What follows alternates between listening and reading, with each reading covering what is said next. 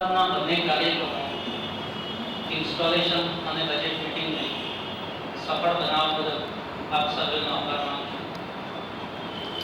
હવે આજની મીટિંગ તરફ આવીએ તો આજના આપણા મુખ્ય વક્તા શ્રી જયંતભાઈ દેસાઈ ને આવકારતા આનંદની લાગણી અનુભવું છું અને પીડીજી ટીકુભાઈને તેમનું પુષ્પગુચ્છથી સ્વાગત કરવા વિનંતી.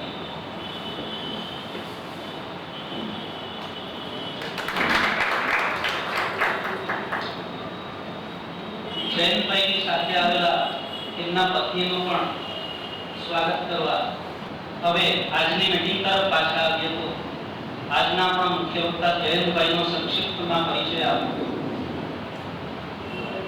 આપણા કોઈ ઓળખીતા કે સગાવાલા અમેરિકાથી આવે અને બે ચાર શબ્દો પણ ગુજરાતીમાં બોલે તો આપણને ખરેખર નવાઈ લાગે. જ્યારે આજના મુખ્ય વક્તા શ્રી જયંતભાઈ ગુજરાતી કવિ છે. જયંતભાઈ દેસાઈ અમેરિકાના રહેવાસી હોવા છતાં પણ હમણાં થોડા દિવસ પહેલા તેમના નવા પુસ્તક શબદ નામના કાવ્ય સંગ્રહનું વિમોચન આવાબાઈ હાઈસ્કૂલમાં કરવામાં આવ્યું હતું. અમેરિકા જેની કર્મભૂમિ છે એવા શ્રી જયંતભાઈ વિદેશમાં પણ રહીને ભારતનો અને ખાસ કરીને ગુજરાતનો નકશો નિહાળતા રહ્યા છે. આસ્થા, આક્રોશ, વેદના અને ઉકળતા મનના ભાવો શબ્દ બની સરી પડે છે ત્યારે આકાર લે છે શબ્દ, જે ખરેખર માનવ મનની ગલીકુચીઓની સફર કરાવે છે. સાંપ્રત માનવ જીવનના જગતની પ્રવૃત્તિઓની અસંગતતાવાદી અભિગમથી જોવામાં આવે તો જીવન, પ્રવૃત્તિ અને જગત કેવું લાગે તેનું પ્રતિબિંબ આ શબ્દમાં સાકાર થયેલું જોવા મળે છે. આવા ચેતનવંતા માનવીને નિરાંત ગમે ખરી. તેમણે સમયાનુસાર ખૂબ જ વાપર્યું છે, વિચાર્યું છે અને ચિતર્યું પણ છે.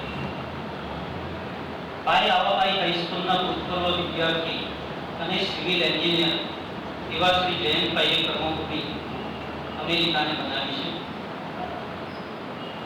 શાળાના સમયથી જેમની ભીતરમાં રોપાયેલું સાહિત્યરૂપી બીજ આજે એક વટવૃક્ષ બની ગયું છે અને જેની ડાળીઓ ઉપર કવિતારૂપી ફળ સમાજને અર્પણ કર્યું છે.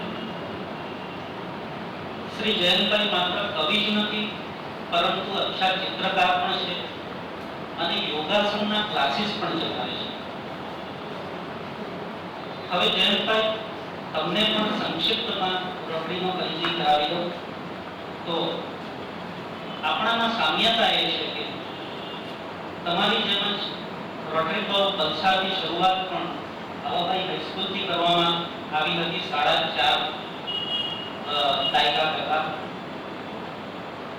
જે રોટરી ઇન્ટરનેશનલના ભાગો આ સંસ્થાનું હેડક્વાર્ટર પણ અમેરિકા છે અને આ વર્ષે રોટરી ઇન્ટરનેશનલ 100 વર્ષ પૂરા કરી રહી છે. જેના ભાગરૂપે આપણે વલસાડની કન્યા શાળા લાલ સ્કૂલમાં બેન્ચ અને બિલ્ડિંગ રિનોવેશનનો પ્રોજેક્ટ કરનાર છીએ. તો વેલકમ અગેન જયંતભાઈ. અને હવે હું આપને આપનું વક્તવ્ય રજૂ કરવા વિનંતી કરું.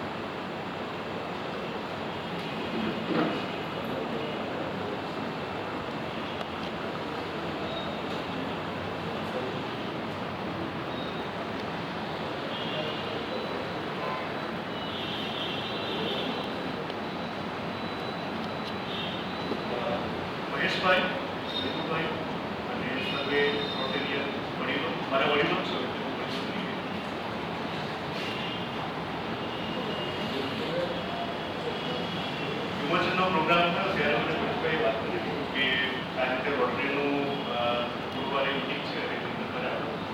મને ખ્યાલ નહોતો કે કંઈક કેટલા સદસ્યો થોડું મનમાં બી પ્રશ્ન હોય છે. મેં એમને વાત કરેલી કે બહુ છેલ્લા લગભગ તમને કહું તો 13-14 વર્ષથી અમેરિકામાં અને આ રીતે ભાષણ કરવાનું મારે લગભગ છેલ્લા 20 વર્ષથી થયું નથી. એટલે ભાષણની કળા મારી માટે અત્યારે સાધ્ય નથી. એટલે મોટે ભાગે મારે જે કંઈક કહેવું છે તે મારી જે કવિતા છે હું પાઠન કરું છું અને એ હું સમજાવતો પણ જઈશ કે શું શા માટે અને જે કંઈક મારે કહેવું છે એની માટે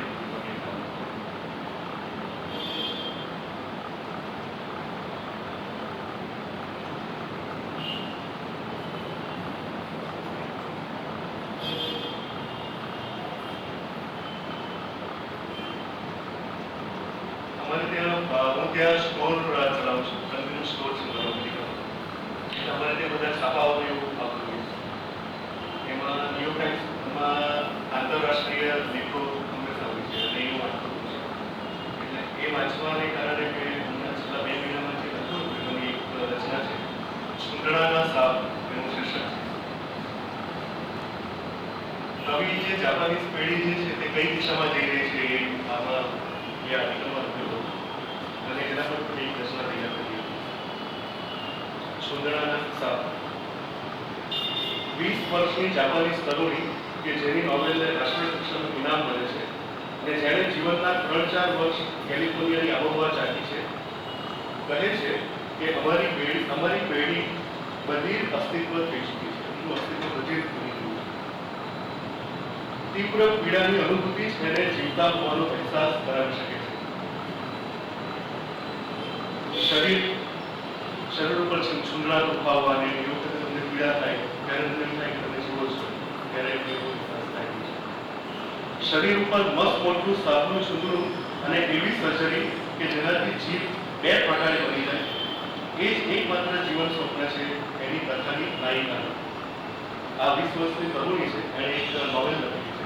એની જે હિરોઈન છે એનું સપનું આવું છે કે મોટું છુંદડું હોય અને એવી સર્જરી કરાવી દીધી જે જીભ 2 પ્રકારની. બીજા વિશ્વયુદ્ધ પછીની પેઢી માટે જે કુટુંબ ભાવના, કાર્યકુશળતા અને પ્રગતિના મૂલ્યો અટકા હતા એનો સરેઆમ સ્ત્રોત બની ચૂક્યો છે. આ તદ્દન નવી નકોર પેઢી છે જેની જિંદગી પાર્ટ ટાઈમ જોબની ગલી કુચીઓમાં અટવાયેલી છે. આ એવા આત્મકેન્દ્રિત જવાનોડાઓ છે જેમની બધી પ્રવૃત્તિ માત્ર અને માત્ર સ્વભાવ માટે જ છે. સેક્સ એમને માટે સર્વત્ર યાંત્રિક છે. એક ભાવશૂન્ય લાગણીની પશુતિ છે. માનવવધ એ નીતિ નિરપેક્ષ બાબત છે. કોઈનું ખૂન કરવું એ તદ્દન એમોરલ છે. એમાં નીતિ કેવી તો કરે નહીં. આજે જાપાનીઝ ડાઉનટાઉનની જે પેઢીઓ છે કોઈનું ખૂન કરવું એ તદ્દન એમોરલ છે. એમાં વળી નૈતિક અનૈતિકની પંચાયત થઈ. અને હા વહલા ભારત વર્ષ આ જ પેઢી દરો ખોડો પણ ખૂંદવા માટે એ માટે કેટલી રાહ જોવાની છે? 10, 15, 20 વર્ષ?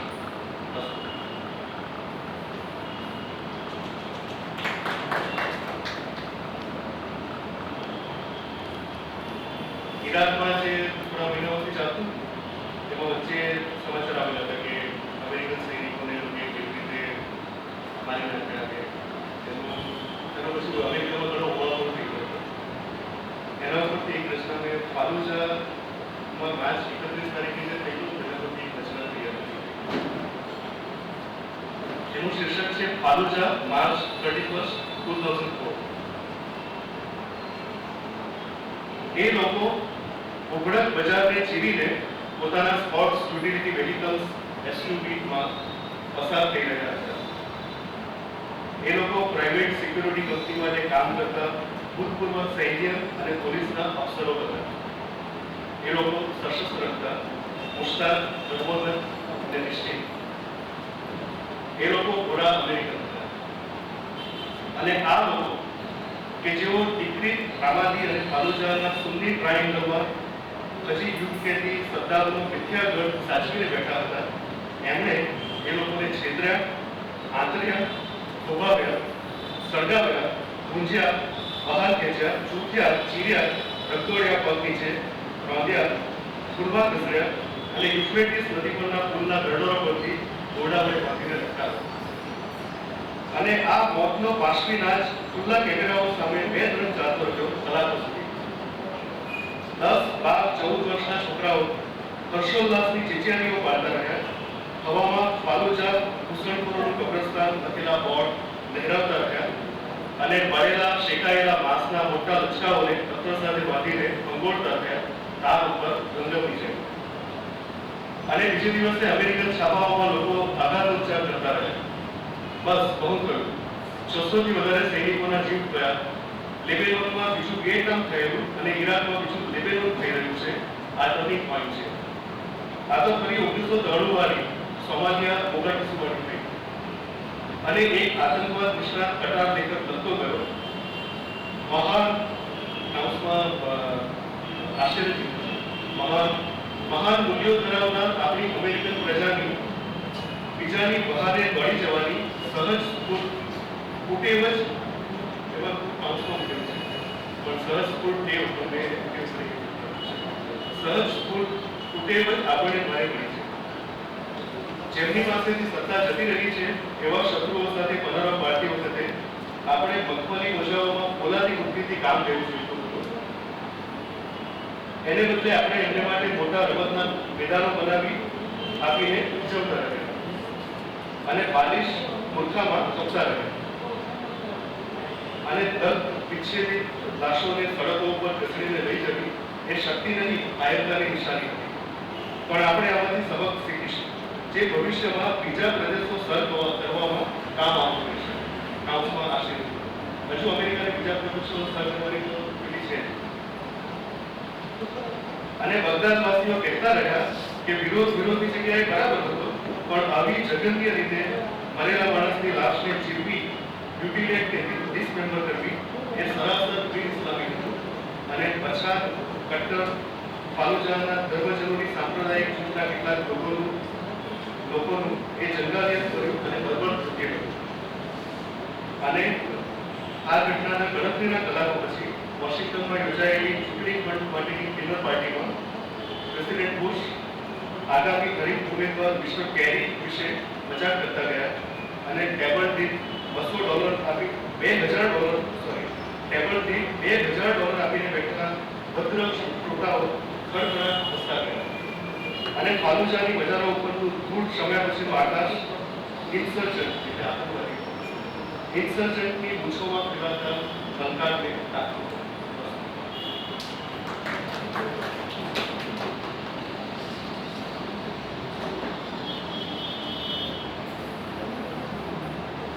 ન્યૂયોર્ક ટાઈમ્સમાં જે આર્ટિકલ્સ આપેલા છે એમાં કેનેડામાં જે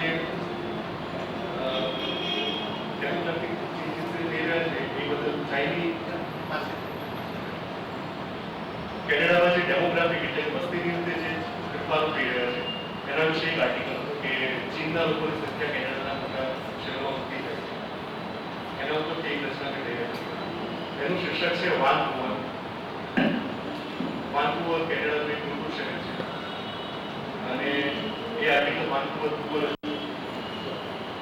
25 વર્ષ પહેલા ચીનાઓની નગણ્ય વસ્તી ધરાવતા આ મહાનગરમાં આજે દર ત્રીજો માણસ ચાઇનીઝ છે અને ટોરોન્ટો હોય કે મોન્ટ્રીયલ લગભગ દરેક કેનેડિયન મેગાસિટીમાં તેમનું પ્રમાણ કુલ વસ્તીના 20% કરતા વધુ છે. અને ચીની ભાષાઓના અખબારો, સામયિકો, ટીવી ચેનલો અને રેડિયો સ્ટેશનોનો રાપડો કાઢ્યો છે જે દંભી, ડોંગલી અને જૂઠા બોલી ચીની સરકારના સામ્યવાદી છેડાળાઓનો પડદો તાર કરીને એને સાર્સના કેસોની સાચી આંકડાકીય માહિતી આપવા ફરજ પાડી શકે છે. અને માધ્યમો ટિકિટ્સ બાદબાદના સલાહ સૂચનોનો ધોધ વરસાવી રહ્યા છે. ડ્રાઈવર લાયસન્સ અને સરકારી વિધિઓ માટે ક્યાં સંપર્ક કરવો, નૂડલ્સની નવી વેરાયટી અને ચાઇનીઝ ફ્રેન્ચ ડિક્શનરી ક્યાંથી મેળવવી, નવી કેનેડિયન ગોવામાં પોતાના પારંપરિક અને સાંસ્કૃતિક મૂલ્યો પોતાના ઓરેક સાથે કેવી રીતે જીવવું, પનપવું અને છવાઈ જવું, આ બધું સામયિકોને એમાં આ વિષયની માહિતીઓનો ધોધ વરસી રહ્યો છે. અને હોંગકોંગથી અમેરિકા નિર્યાત થયેલા કુસ્તીની જેમ જ જેકી ચેનનો જમ્પ લગાવીને અહીં આવી પહોંચ્યા છે મિસ્ટર રેમન્ડ ચેન, જે વિધાનસભ્ય તરીકે એક ટર્મ પૂરી કરીને પોતાના ચૂંટણી ખરીદ સ્થાનિક કેન્ડિડેટને પછાડી બીજી ટર્મ માટે ખરીદી રહ્યા છે. અને પોતાના સંબોધનમાં સહેલાઈથી મેન્ડેરિન અને કેન્ટોનીઝ ભાષા પ્રદેશોમાં આવજા કરતા રહે છે. અને એક ચીની સામયિકમાં મહિલા કોલોનિસ્ટ લખે છે કે પોતાની પુત્રી કે જે પહેલી વાર પોતાના બોયફ્રેન્ડ સાથે કેમ્પિંગ માટે જઈ રહી છે, એના બેકપેકના ફ્રન્ટ પોકેટમાં પંડોરનું નાનું બોક્સ ધીરે ધીરે સરકાવી દે છે. ખૂબ ચૂકી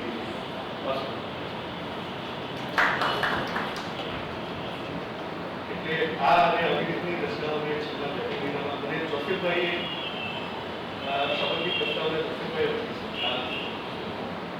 એમણે કહ્યું કે તમે પાછું લખવાનું ચાલુ કરો. એટલે 16 વર્ષોથી મેં કંઈ લખ્યું. પછી એમણે કહ્યું કે જો કોઈ એપ્રિશિએટ કરતું હોય ને કોઈને ગમતું હોય તો લખીએ. પહેલાં મને જો એવો સપોર્ટ કેવું મળ્યું એને ફરી વર્ષ લખવાનું ચાલુ કર્યું. અને એમાં લગભગ મેં 12-13 જેટલી રચનાઓ છેલ્લા લઈ બીજું તો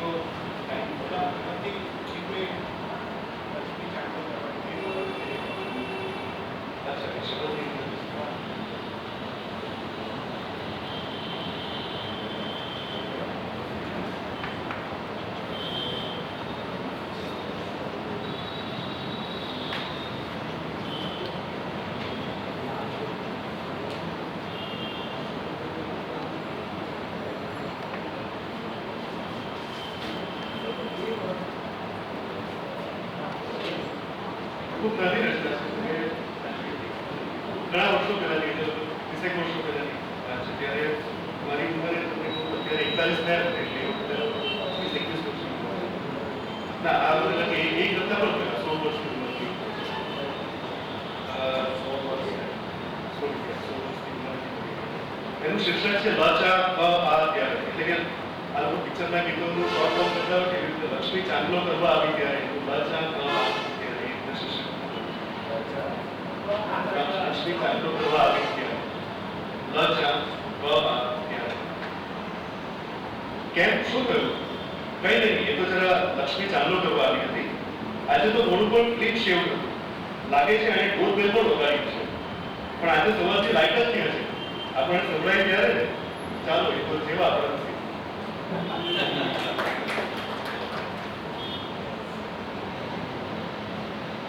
તમને જો રસ પડતો હોય તો એક પૈસા પાછળની જે આપણી દોડ છે, હું ને બધા જ આપણે કદાચ એમાં સામેલ છીએ. એના ઉપર એક